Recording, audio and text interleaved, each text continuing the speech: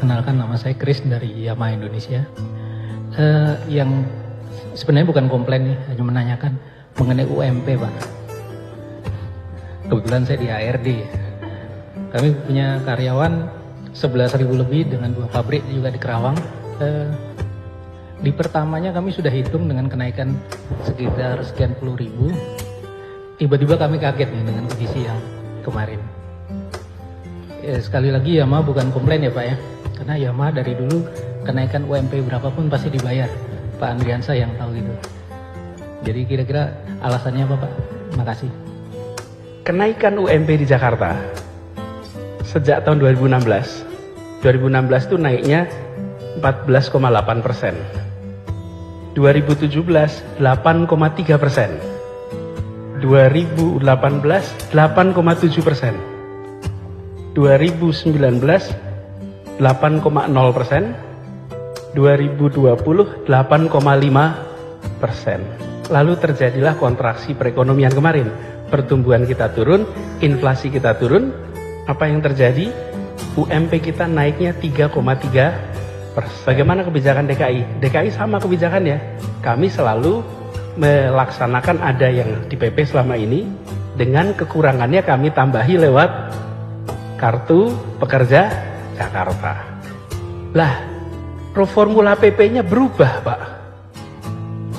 Yang rata-rata kenaikan UMP itu 8,6% selama ini. Tahun 2021 PP 78 2015 berubah PP 36. Yang tahun lalu saja kondisinya kita berat 3,3%, dengan formula baru keluarnya 0,8%, di bawah 1%. Saya pun kaget loh. Bagaimana mungkin di Jakarta yang biasanya kenaikannya 8%, lalu kondisi sulit naik 33 dan buruh pun menerima. Karena pada waktu itu kondisinya memang sulit, 3,3. Hari ini kondisinya lebih baik, perekonomiannya, pertumbuhan meningkat, justru UMP-nya malah turun dari rata-rata 8% menjadi 0,8. Sekarang Bapak Ibu copot baju kita, pakai akal sehat. Kira-kira kalau kita dalam posisi itu normal tidak Bapak Ibu? Di Jakarta kenaikan 0,8. Kalau kenaikan 0,8 sudah hampir pasti problem akan muncul. Kita 1,5 tahun ini mencoba menyelamatkan stabilitas sosial di Jakarta. Tadi saya ceritakan tuh, supaya Jakarta anteng, tenang, semua orang cukup. Lah kok sekarang kenaikan UMP-nya di bawah inflasi? That doesn't make sense. Jadi kami sampaikan, ini problemnya adalah formula baru telah mengganggu stabilitas yang ada di Jakarta. Nah sekarang kondisi sudah membaik nih. Dalam kondisi sudah membaik, Pak, rumus yang biasa kita pakai, kami terkaget-kaget. Loh, rata-ratanya Bapak Ibu juga sudah terbiasa kenaikan 8% selama bertahun-tahun, kok tahu-tahu jadi 0,8. Jadi kalau Yamaha dicek, catatan Yamaha itu 8% Pak, kira-kira. Lah kok sekarang mau 0,8 gitu Pak. Bayangkan? Nah, jadi problemnya Bapak sekalian, menurut saya ini rumus formulanya. Apa yang dilakukan? Kita putuskan. Pada saat itu jalankan ini, karena harus ada ketetapan per tanggal 21 November. Itu aturannya begitu. Bila kami tidak menetapkan, maka kami akan dapat sanksi. Tanggal 22 saya langsung kirim surat kepada Menteri Tenaga Kerja. Saya sampaikan ini tidak masuk pada prinsip keadilan, dan kalau kita lihat proyeksi perekonomian ini nggak nyambung. Jadi Pak, 21 kita keluarkan, 22 kami kirim surat. Tidak ada balasan terus. Di pemerintahan itu kalau berkirim surat, kalau 2 minggu tidak ada balasan, itu artinya disetujui Bapak Ibu. Bapak Ibu tahu prinsip administrasi itu. Ditunggu 15 hari tidak ada jawaban. Tanggal 16 kemarin, 16 Desember, kita gunakan angka 5,1 itu. Angka 5,1 itu bukan angka bikinan kita Pak. kita menggunakan rumus yang biasa digunakan selama ini. Jadi ketemunya kali 5,1. 3,6 proyeksi pertumbuhan dengan 1,5 itu inflasinya. Jadilah angka 5,1. Jadi 5,1 itu jika kita menggunakan rumus yang ada di tahun-tahun sebelumnya. Apakah punya dasar hukum? Ada.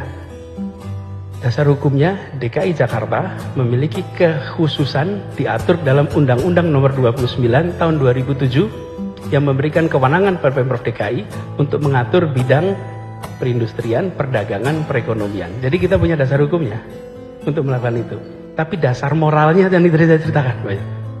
Dasar moralnya itu. Nah, kami ingin Bapak Ibu sekalian, demand ini juga bergerak. Tapi itu penjelasan ekonomi, Pak Ibu. Penjelasan ekonominya adalah kita ingin kick in juga supaya demand bergerak. Ada studinya yang dilakukan oleh Bappenas. Studi Bappenas menunjukkan bahwa untuk bisa menggerakkan demand lebih tinggi, maka UMP idealnya naik 5%. Jadi, kalau boleh saya sampaikan, secara koridor hukum kita gunakan aturan hukumnya. Lalu runtutan sejarahnya, kenapa kok munculnya bentuknya revisi? Karena di awal kami terus terang terkejut, Pak. Rumus barunya kok jadi seperti ini. Nah, kalau saya ajak Bapak Ibu sekalian melihat ini sebagai anak bangsa, nih merasakan, kira-kira muncul rasa ketidakadilan tidak? Pasti muncul. Saya itu sering merasa, sudahlah kita ini jangan sering-sering pakai divisi, dividing, Pak. Pengusaha, buruh, kita ini dulunya sama kok. Dan kita di ruangan dia dulunya buruh kok. Gitu. Dulunya juga mulainya dari bawah kok. Gitu. Cuman kita ini kalau udah sampai atas suka lupa di bawah, Pak. Gitu. Betul itu. Dan saya pun sering alami, Pak. Coba kalau Pak foto-foto, ini pengalaman pribadi, Pak. Foto-foto tuh, ayo Pak ikut foto-foto.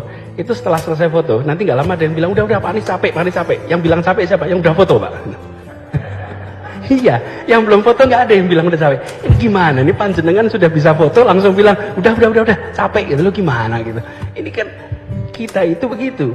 Dulu kita hidup sulit, kita jalani. Begitu kita udah naik, lupa sama yang di belakang. Nah, kami di Jakarta ingin yang besar tambah besar, tapi yang kecil tolong tambah besar juga. Jangan yang kecil tetap kecil, yang besar tambah besar. Membesarkan yang kecil tanpa mengecilkan yang besar. Yang besar tambah besar, tapi yang kecil juga boleh ikut besar. Gitu kira-kiranya. Nah, ini Bapak Ibu sekalian, sebabnya kita ambil policy itu, dan kami berharap yuk bebannya dipegang sama-sama. Nah, sekarang kami minta Bapak Ibu sekalian, yuk kita bangkitnya sama-sama. Jangan bangkit sendiri-sendiri. Bangkit sama-sama, ya pekerjanya bangkit, ya pengusahanya bangkit, ya ekonominya bergerak. Dan itu yang kita inginkan untuk Jakarta kita. Dan Bapak Ibu, kita makan malam di sebuah gedung yang lokasinya hanya 1,1 km dari gedung namanya Gedung Pancasila, Bapak Ibu. Gedung Pancasila itu apa? Gedung tempat disepakatinya pendirian Republik ini, Bapak Ibu. Dan tidak ada kalimat lain yang menjadi alasan kenapa Republik ini didirikan kecuali untuk kalimatnya satu, menghadirkan keadilan sosial bagi seluruh rakyat Indonesia. That's the only purpose.